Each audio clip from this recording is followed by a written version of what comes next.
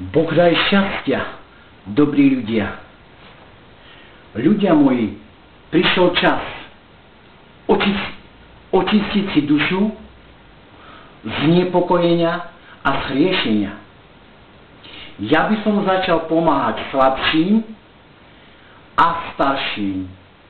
Mne by pomáhali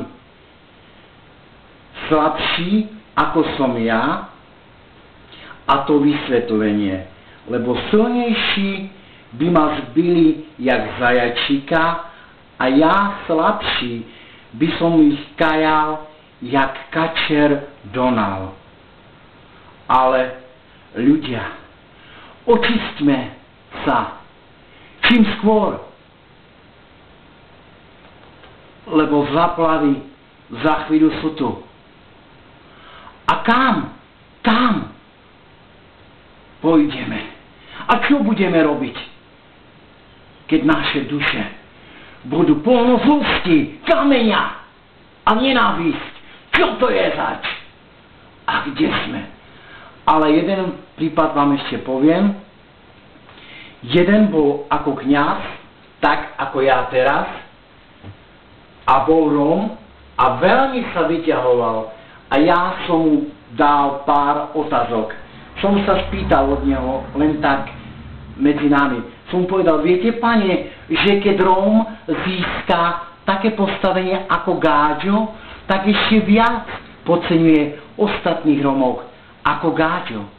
Takže čo? Takže 10. ver, 11. never. Ale ktorý je ten 11? Ja, ty, on? Nie. Nie je to ten 11. A nie som ani ja. Ale ty si bol ten 11. Lebo ty si klamal. Ty si nemal čistú dušu. Ty si ma klamal a všetkých nás. Ako si mohol? Ako si mohol to také niečo urobiť? Takže ďakujem, pane, ti za to, že som mohol tu byť. A vás pekne prosím, kajajme sa, kým je čas. Lebo za chvíľu sú to zaplavy, vody. My nebudeme mať kam ísť. Prosím vás, prosím a prosím. Pomodlíme sa mene Otca i Syna i Ducha Svätého. Amen. Za celý náš národ. Aj zlý, aj dobrý. Veď to zlo niekedy bolo dobro. A to dobro možno teraz je zlo. Takže nemôžeme povedať, že ty si zlý a ja dobrý. Alebo on je zlý a ty si ešte horší.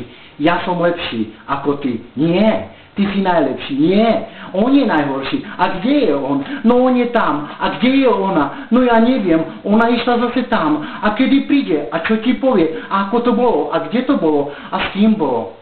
No toto je už trošku veľa, pane. Ale ďakujem ti za to, že som ti mohol niečo povedať. A pekne sa kláňam až k zemi. Pane, ďakujem. Majte sa. Dovidenia.